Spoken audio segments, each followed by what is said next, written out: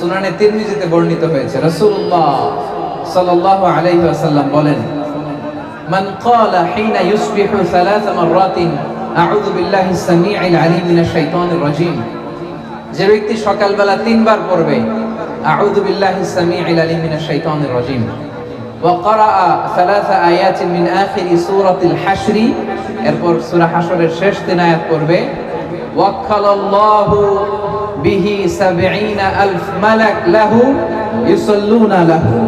আল্লাহু আকবার। আল্লাহ তাআলা ওই ব্যক্তির জন্য ৭০,০০০ ফেরেশতা নিয়োগ করবে, যারা এই ব্যক্তির জন্য হাত্তা ইউমসিয়া, সন্ধ্যা পর্যন্ত দোয়া করতে থাকে। ওয়া ইন মাতা ফি যালিকাল ইয়াউম, আর এটা পরে ওই দিন যদি তার মৃত্যু হয়, মাতা শাহীদা, সে শাহাদাতের মৃত্যু নসিব করবে। ওয়া ইন ক্বারাআহা হিনা